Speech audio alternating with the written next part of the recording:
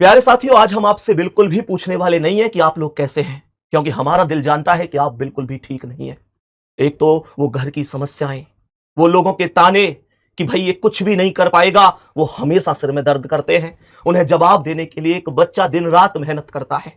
उसके माता पिता कठोर परिश्रम करके ना जाने कहां से उसके लिए प्रयत्न करते हैं कि मेरा बच्चा कुछ करेगा, और उस सफलता के दृष्टिकोण में बच्चा दिन रात मेहनत भी करता है, लेकिन बहुत सारी व्यवस्थाएं ऐसी गड़बड़ हो जाती है जिनकी वजह से उसका सपना तार तार हो जाता है।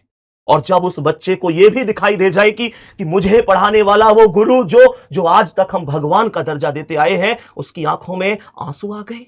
वो भी केवल तब जब जब वो एक उचित आवाज उठा रहे थे, बच्चों के हक में प्रयास कर रहे थे कि बच्चों के साथ कुछ गलत ना हो। तो प्यारे दोस्त, कहीं ना कहीं दिल छिन्न भिन्न हो जाता है। मैं विवेक सर की बात कर रहा हूं। विवेक सर जैसे ही कल रोए, जैसे ही कि उनके दिल का दर्द सामने आया, तो वो केवल उनका दर्द नहीं था, वो पूरे टीचर समुदाय का दर्द था। हर एक टीचर यही भावनाएं रखता है अपने बच्चे के प्रति कि यार, जिस बच्चे को पढ़ा रहा हूं उसके साथ गलत तो नहीं होना चाहिए। वो बच्चा अगर इस लायक है कि हाँ उसका सिलेक्शन होना चाहिए, तो उसका सिलेक्शन निश्चित रूप से होना ही चाहिए। तो मैं तो इतना कहूंगा कि टीचर की आंखों में अगर आंसू आ रहे हैं, टीचर अगर दिल से रो रहा है, तो वो इस देश के लिए, इस देश के कल्याण के लिए तो कभी भी उचित नहीं हो सकता। आखिर आखिर मांगे क्या थी? कोई ऐसी थोड़ी थी कि नाजायज थी। भाई, आप लोग जानते हैं कि प्रयागराज में बड़ी शांति से कैंडल मार्च निकाला गया था, बस इस बात को रखने के लिए कि बच्चों के साथ कुछ गलत अगर हुआ तो उसकी जांच करा दीजिए।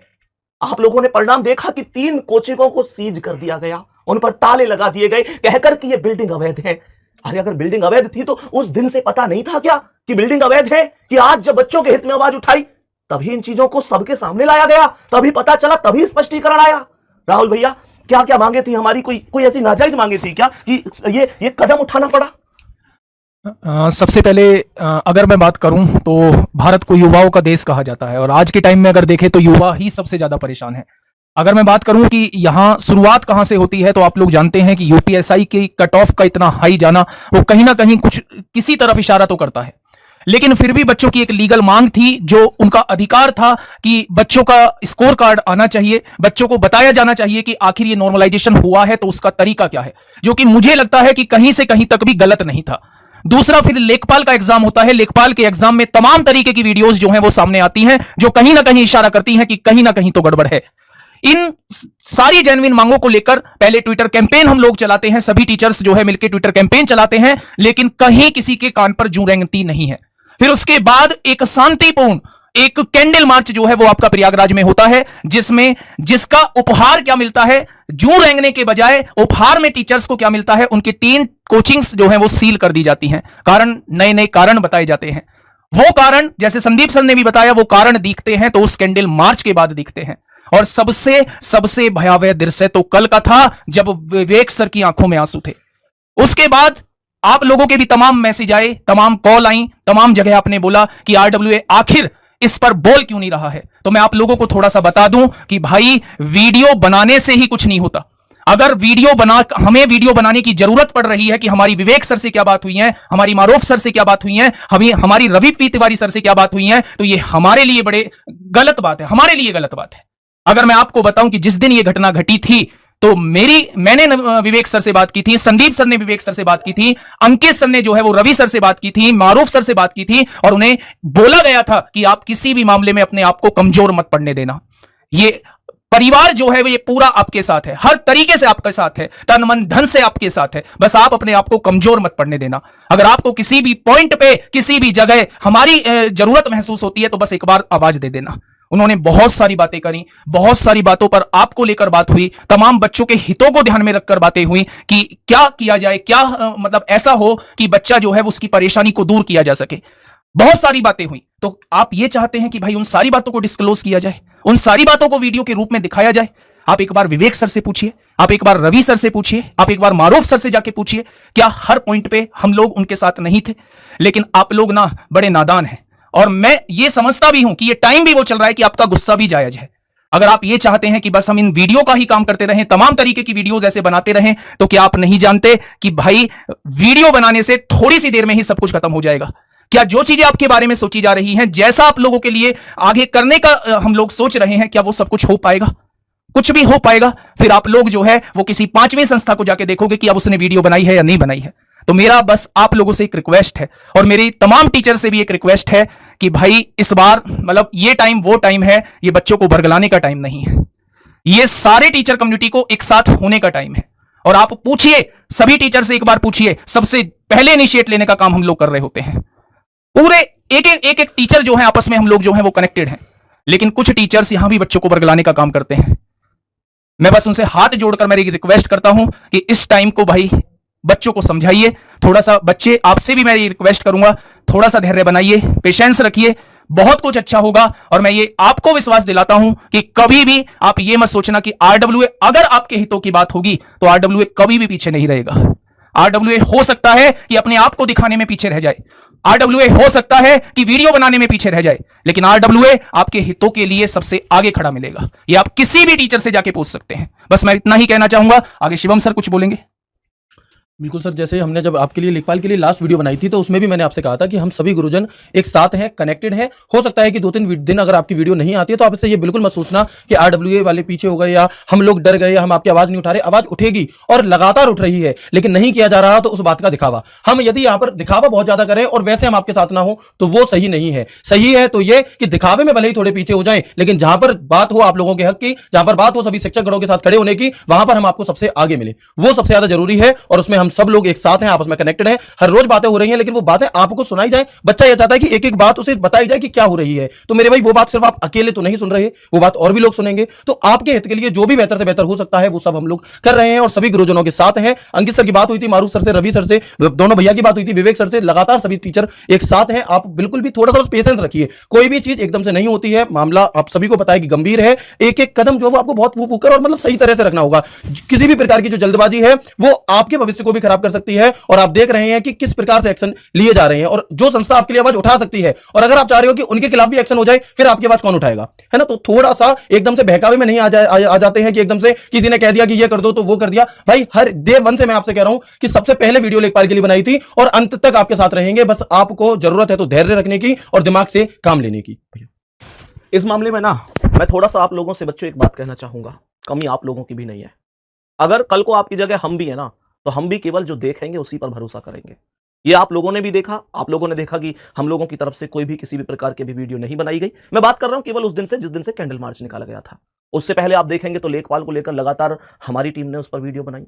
मैं अगर बात करूं तो जैसे अखबार में कहीं भी थोड़ी सी भी धांधली की कोई भी न्यूज आई, कहीं से भी कुछ भी आया, तो हमारी टीम ने उस पर वीडियो बनाई। यूपी तक पर हम लोगों ने इंटरव्यू दिए कि भाई बच्चों के साथ गलत हो रहा है। जितनी भी आवाजें उठाई गई वो हमने उठाई, और ये कोई हमने ऐसा नहीं किया, ये टीचर का दायित्व है। क्योंकि रोजगार केवल तब नहीं मिलता बच्चे को जब उसने पेपर दे लिया। रोजगार तब मिलता है जब एक पारदर्शिता के साथ भर्ती पूरी होती है। तो उस प्रक्रिया में शुद्ध बनाने के लिए हम हमेशा साथ थे, हमेशा साथ हैं, हमेशा साथ रहेंगे।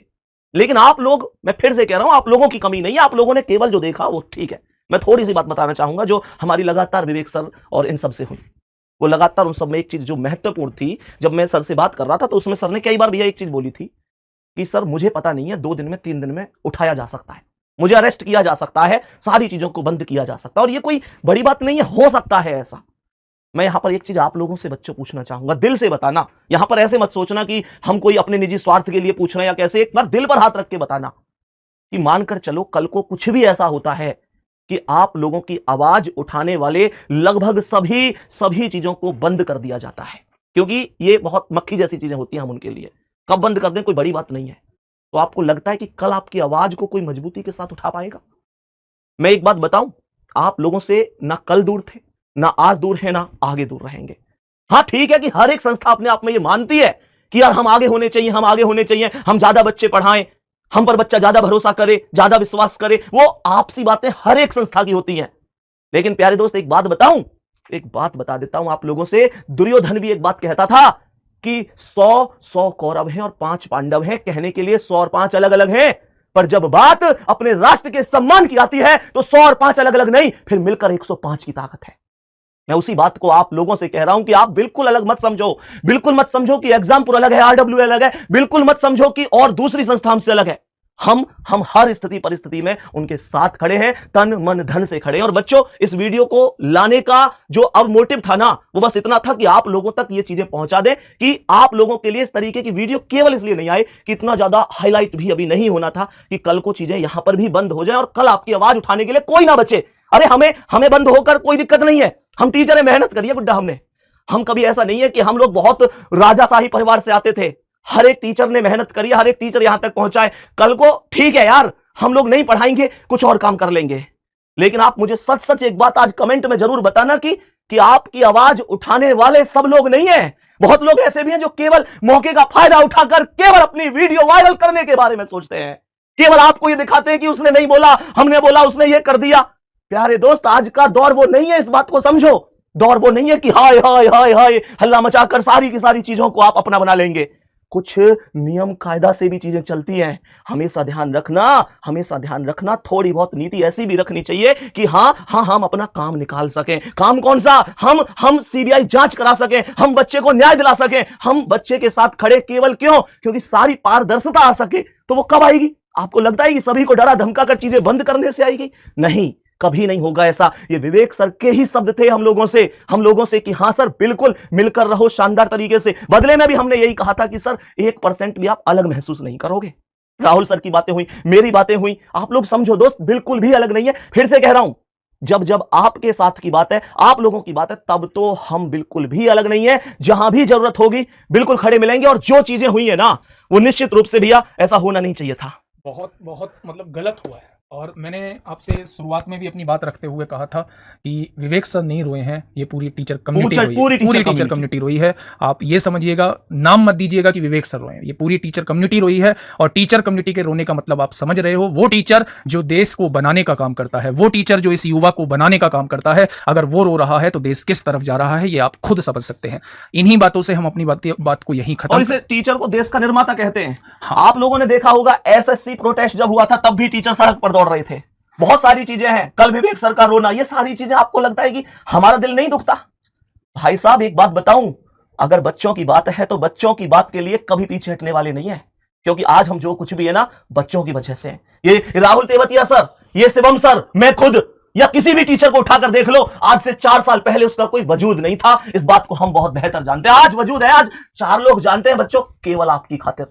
और आपको लगता है कि हम आपसे मुंह मोड़ लेंगे? आपको लगता है आज इस मंच से कह रहे हैं, हम हमेशा आपके साथ हैं और हमेशा उस प्रत्येक व्यक्ति के साथ हैं जो बच्चे के हित के लिए आवाज उठाता है। एक कदम भी पीछे हमारी टीम नहीं हटाएगी। और बाकी आप लोग कमेंट में जरूर बताना मेरे प्यारे दोस्त। लेकिन जल्दबाजी में आपसे कह रहा हूं, जल्दबाजी में कोई भी निर्णय लेकर कोई भी टिप्पणी मत किया करो। सोचा करो, एक पल के लिए तो सोचा करो कि यार ऐसा हो सकता है जो टीचर भूखे प्यासे हम लोगों को मतलब घंटों घंटों पढ़ाने का काम करते हो, हमारे एक आवाज पे दिल खोलकर रख देते हो। तुमको लगता है वो तुमसे मुंह मोड़ सकते हैं? वहां भी जहां हमें अच्छी तरीके से पता है कि तुम्हारी सफलता तुम्हारे परिवार के लिए कितनी जरूरी है। अरे तुम्हारी एक नौकरी केवल एक पीढ़ी नहीं बदलती, हम इस बात को जानते हैं, 3-3 पीढ़ियां बदलती है। माता पिता का वो सपना जब छाती चौड़ाकर वो गांव में घूमते ना, कहते हैं कि हमारा बच्चा पढ़ लिया, फलानी जगह से पढ़ा था। प्यारे दोस्त, वो चीजें केवल तब होती हैं जब बच्चे के पक्ष में एक शानदार तरीके से ईमानदारी से रिजल्ट को घोषित किया जाता है। हम ये बात जानते हैं और इसके लिए प्यारे साथी आपके साथ है, हर उस व्यक्ति के साथ है जो आपके साथ खड़ा है। बाकी मिलते हैं अगली वीडियो में, लेकिन फिर से कह रहा हूं, आपके साथ थे, हैं और रहेंगे। Thank you.